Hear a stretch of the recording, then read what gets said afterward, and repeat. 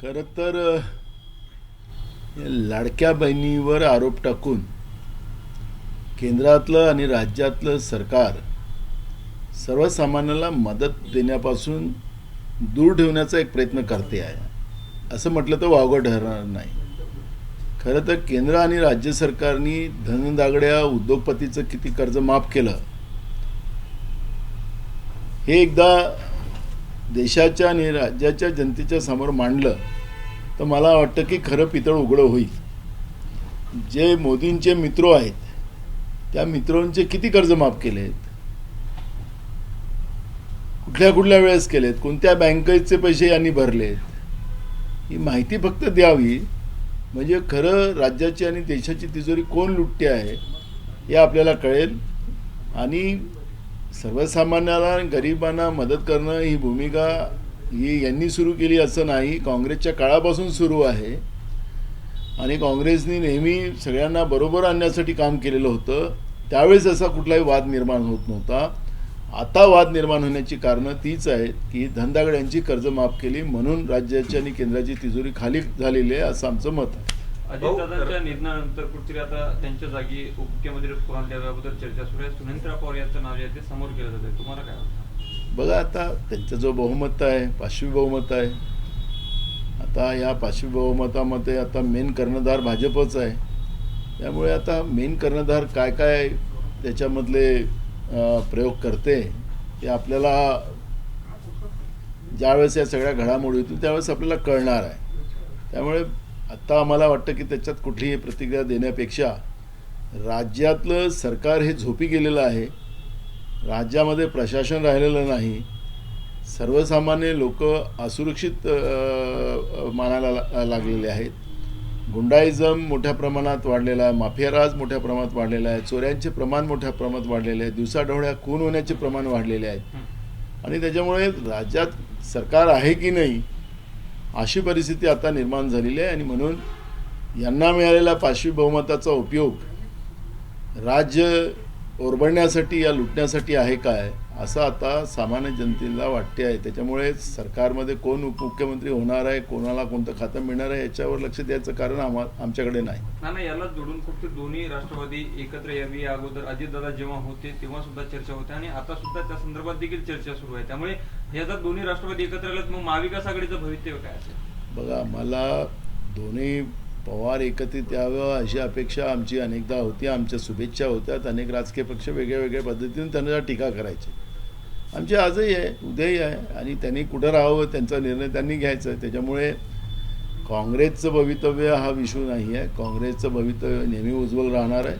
त्यामुळे मला आत्ता त्या परिवाराने एकत्र राहावं अशा शुभेच्छा आम्ही मागच्या काळातही दिलेल्या होत्या जेव्हा अजितदादा होते त्यावेळेसही. आताही आमच्या त्याच शुभेच्छा. नानाभाऊ, एक 8-10 दिवसापूर्वीचा तुमचा एक बाईट व्हायरल होतो आहे की राज्याच्या राजकारणामध्ये येत्या 8 दिवसामध्ये काही होऊ शकतं. बघा, राजकीय व्यवस्थेमध्ये भाजपची जी काही भूमिका आतापर्यंत आपण देशपातळीवर पाहिली, त्यांच्यासोबत जेवढे पक्ष राहिलेत, मग काश्मीर ते कन्याकुमारी आपण ज्याला भारताचे 2 भाग मानतो, या सगळ्या भागामध्ये त्यांच्यासोबत असलेला एकही पक्ष हा नंतर वरता आलेलाच नाही. अशा पद्धतीचं चित्र आपण पूर्ण देशभरामध्ये पाहतो आहे. आणि त्याच्यामुळे मी महाराष्ट्रामधल्या ज्या काही आता लोकल बॉडीज निवडणुका ज्या झाल्यात, विशेष करून महानगरपालिकेच्या निवडणुका झाल्यात, ज्यामध्ये अजित पवारांना अपेक्षित होते की पिंपरी चिंचवड आणि पुणे, आणि एकनाथ शिंदेंना अपेक्षित होतं की नवी मुंबई, ठाणे ह्या जागा आणि नवी मुंबई या जागा त्याच्याकडे राहतील असे अपेक्षित होतं. पण आपण ते निकाल आल्यानंतर हे सगळे चित्र पाहिलं आणि बस निकाल झाले त्या दुसऱ्या दिवशीच आपल्या राज्याचे मुख्यमंत्री दाऊसला चालले गेलेत. आणि दाऊसवरून काहीतरी 30 लाख की 50 लाखाचे मोठे मोठे जे पहिले खत्री होते सट्ट्याचा आकडा उघडायचे त्या पद्धतीचं उघडलेत त्यांनी तिथून दाऊसमधून. आणि त्याच्यानंतर आणि तिथून ते दिल्लीतून त्यांना आदेश जायचे. आणि मुंबई महानगरपालिकेमध्ये जे मीडियाच्या माध्यमातून आम्ही पाहत होतो की कुठल्याही हालतीत भाजपचाच महापौर झाला पाहिजे मुंबईला, अशा पद्धतीचे जे काही वल्गना सुरू होत्यात आणि त्याच्या आधारावर ज्या राजकीय घडामोडी ज्या पाहिल्या जात होत्या त्याच्यामध्ये एकनाथ शिंदे आणि अजितदादा या दोघांनाही एक प्रकारचा राजकीय थ्रेट त्या ठिकाणी निर्माण झालेला होता आणि म्हणून मी त्या पद्धतीचं वक्तव्य केलं होतं. ते राजकीय वक्तव्य होतं, पण अशा पद्धतीची घटना होईल हे काही अपेक्षित नव्हतं आणि त्याच्यामुळे पण जे काही राजकीय समीकरणं आपण पाहिली त्या समीकरणात ती परिस्थिती त्यावेळेस होती. चंद्रपूरमधील काही नगरसेवक काल समृद्धी महामार्गामधून परत येताना काही लोकांनी त्यांना अडवल्याचे आणि अपहरण करण्याचा प्रयत्न केलेला ते करणारे तुमच्या काँग्रेसचे दुसऱ्या गटाचे होते अशी देखील माहिती आणि तक्रार नोंदवली गेली आहे. बघा, मला अजून त्याच्याबद्दलची कुठली माहिती नाही. मी आत्ताच तुमच्याकडून ऐकतो आहे, त्यामुळे याच्यावरची माहिती घेतल्यानंतर मला प्रतिक्रिया देता येईल. कुठेतरी हे सगळं माहीत असताना कोणीतरी वरिष्ठ नेते बोलत नाही अशा पद्धतीची परिस्थिती प्रदेशाध्यक्षापर्यंत हा वाद गेला पण अजून मिटवू शकले नाही, कुठेतरी अपयश आहे काँग्रेसचे. बघा, मी एक गोष्ट सांगितली की काँग्रेसचं अपयश नाही असतं, व्यक्तीचं अपयश असते, पक्षाचं अपयश नाही. कार्यकर्ते आपल्या पद्धतीनं आणि सामान्य लोक जी काँग्रेस विचाराची आहे ती आपला पक्ष निवडून आला पाहिजे त्यासाठी ते प्रयत्न करतात. संघटनेमध्ये चंद्रपूर जिल्ह्यात नेमकं आहे तिथं आमचे CLP आहेत, खासदार आहेत आणि प्रदेश अध्यक्षाकडे, तर ह्या सगळ्या घडामोडी मी आपल्या माध्यमातून पाहतो आहे. त्यामुळे आता जे चाललेलं आहे ते काही बरोबर नाही आहे असं मला वाटतं आहे. जेव्हा पक्षाची मिटिंग होईल त्यावेळेस आम्ही याच्यावरची चर्चा करू. ज्या पद्धतीने बरोबर नाही असं तुम्ही म्हणता भाऊ, पण तुम्ही प्रदेशाध्यक्ष राहिलेले, हा वाद खरंच इतक्या दिवस चिघळत राहिले पाहिजे होता का? दोन्ही लोकांना समोरासमोर बसून आतापर्यंत सुटायला पाहिजे होता, महापौर बसून जायला पाहिजे होता. नाही, महापौराची निवडणूक 10 तारखेला आहे. 10 त्याच्यामुळे महापौर असं पहिलेच नाही बसत, त्यामुळे ते वेळेपर्यंत सगळे समीकरण चालतात. पण अशा पद्धतीची जी चर्चा माध्यमातून आम्ही ऐकतो आहे ते बरोबर नाही आणि त्यावेळेस पक्षाच्या पातळीवरून हे प्रकरण तिथल्या तिथं संपवलं पाहिजे. विदर्भात एकमेव नगरपालिका चंद्रपूरची, त्याच्यामध्ये मोठ्या प्रमाणात काँग्रेसचे सदस्य निवडून आलेले आहेत आणि अशा पद्धतीची दुपडी होणं ते पक्षाच्या दृष्टिकोनातून हानिकारक आहे.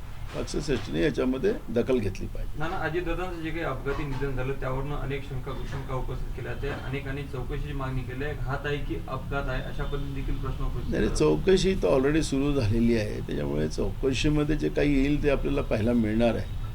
त्यामुळे मी ते घात आहे की अपघात आहे याच्यावरचं मला आत्ता वक्तव्य करणं चुकीचं ठरेल आणि आता जे चौकशा सुरू झालेल्या आहेत असं तुमच्या माध्यमातून आम्ही ऐकतो आहे. लोकप्रतिनिधीवरील खटल्यांबाबत ॲप तयार करा असा न्यायालयाने राज्य सरकारला आदेश दिलेला आहे. कसा पद्धतीने? बरोबर आहे. मागच्या काळातही या पद्धतीचे निर्णय माननीय सुप्रीम कोर्टाकडूनही आलेले आहेत आणि जे काही लोकप्रतिनिधीवर सामाजिक, राजकीय किंवा गुन्हेगारी प्रवृत्तीचे जे काही गुन्हे दाखल असतील त्याबद्दलचं त्याचे तातडीने निर्णय लावून लोकप्रतिनिधी कायदा जो आहे त्याबद्दलचं तातडीनं त्याच्यामध्ये निर्णय होऊन जे गंभीर स्वरूपाचे असतील तर त्यांना डिस्क्वालिफिकेशन वगैरे या पद्धतीच्या कारवाईच्याबद्दलचं माननीय सुप्रीम कोर्टाने त्याच निर्देश दिलेले होते. पण अजूनपर्यंत सरकारनी, मग राज्य सरकार असतील की केंद्र सरकार असेल, यांनी त्या पद्धतीचं कुठलीही कारवाई अजूनपर्यंत केलेली नाही आणि म्हणून पुन्हा माननीय न्यायालयाला त्या पद्धतीचे आदेश द्यावे लागलेत. आणि एक गोष्ट आपण पाहिली की राज्याच्या सरकारमध्ये असो की केंद्राच्या सरकारमध्ये असो, मंत्रिमंडळातही आपण पाहिलं तरी गुन्हेगारी प्रवृत्तीची लोक आपल्याला मोठ्या प्रमाणात पाहायला मिळतात. आणि मी मागच्या काळातही सांगितलं की महाराष्ट्राच्याही राजकारणात जवळपास 65% लोक हे गुन्हेगारी प्रवृत्तीमध्ये ज्यांच्यावर केसेस आहेत. त्यामुळे जी काही असेल कुठल्याही गुन्हे असतील ते गुन्हे आहेत. त्यामुळे या सगळ्या प्रकरणाला निकाली लागणं आणि म्हणून स्वच्छ लोकशाही जी लोक अपेक्षित करतात आणि बाबासाहेब आंबेडकरांच्या संविधानात तीच भूमिका मांडलेली आहे ती त्याला पूर्णत्वास निघाली. म्हणून माननीय न्यायालय वारंवार त्या पद्धतीचं राज्य आणि केंद्र सरकारला आदेश देत राहतात. भाऊ, चंद्रपूरचे तुमच्या पक्षाचे स्थानिक नेते रामू तिवारी यांनी थोड्या वेळापूर्वी बोलताना असं म्हटलं की आमच्या पक्षात काही गुंड प्रवृत्तीचे लोक शिरले हे खरं आहे आणि आमच्या पक्षामध्ये गटबाजी चंद्रपूरमध्ये सुरू आहे हे खरं आहे. या सगळ्या याच्यात बघता आपण काय वाटतं आपल्याला, ज्या पद्धतीनं महानगरपालिकेच्या निवडणुकांचा निकाल लागला आणि त्यानंतर पळवापळवी सुरू झाली, नागपूर, पुणे, औरंगाबाद आणि मुंबईपर्यंत नगरसेवकांना फिरवलं जात आहे, हे योग्य आहे का? किंवा गुंड प्रवृत्ती जी मी आहे मगाशी आपल्या एका प्रश्नाच्या उत्तरात सांगितलं की जे चाललं ते बरोबर नाही. राज्याच्या नेतृत्वाने तातडीने दखल घेऊन त्या पद्धतीचं हा विषय संपवला पाहिजे. विदर्भात एकमेव महानगरपालिका त्या ठिकाणी काँग्रेसच्या बाजूने आलेली आहे आणि अशा पद्धतीत समजा जे चाललेलं आहे, जे तुमच्या माध्यमातून आम्ही ऐकतोय ते काही बरोबर नाही आहे.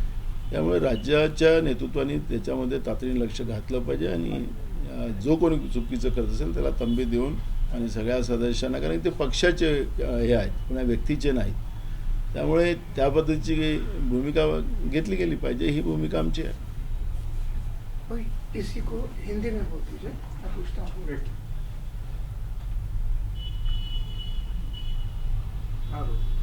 वो जिस तरीके से चंद्रपुर में घटनाएं चल रही, महानगर पालिका चुनाव के निकाल रिजल्ट सामने आने के बाद में दो गुट जो हैं वो आपस में एक दूसरे के नगर सेवक भगाने की कोशिश कर रही है. प्रतिभा धानोरकर ने ये कहा था कि रैली में से नगर सेवकों को उठाने की कोशिश हुई थी. उसके बाद वडेट्टीवार जी ने कुछ कहा था और अभी तो ये मामला वास्तविक तौर पर सड़कों पर आ गया है. समृद्धि महामार्ग पर बस रोक करके जो कुछ तलवार और चाकू के साथ में धमकी देते हुए चेहरा बांध करके लोग आए और उन्होंने अपहरण की कोशिश की. आपको क्या लगता है, क्या ये सही है? और जिस तरह से आपके पार्टी के स्थानिक नेताओं ने कहा कि आपके पार्टी में गुंडा प्रवृत्ति के लोग घुस गए हैं और क्या गुटबाजी चरम पर? देखो, जो आपके माध्यम से हम सुन रहे हैं ये, और वहाँ पे अगर उस तरह से हो रहा होगा उसका समर्थन कोई नहीं करेगा. विदर्भ में हमारी एकमेव चंद्रपुर की महानगर पालिका कांग्रेस के कब्जे में है और इस तरह से ग्रुपबाजी कर कर पार्टी की जो छवि खराब करने का काम जो हो रहा है वो बराबर नहीं, उसका कोई समर्थन करने का प्रश्न ही नहीं उठता. राज्य नेतृत्व ने इस पर तुरंत ध्यान देकर, और वो पार्टी के सिंबल पे चुन के आए हुए, और इसलिए तुरंत ये सब सदस्यों को साथ में लेकर वहाँ पर सबको इकट्ठा कर कर सबके विचार से जो उम्मीदवार हमारे जो सदस्य है महानगर पालिका के, उनके विचार से वो उनकी लीडरशिप और ये सब डिसाइड कर लेना चाहिए था. लेकिन अब इसको तो अपन लेट हो गए, लेकिन अभी भी कुछ बिगड़ा नहीं है. अब सबको बिठाकर वो इशू को सवाल करना चाहिए, ये भूमिका हमारी है.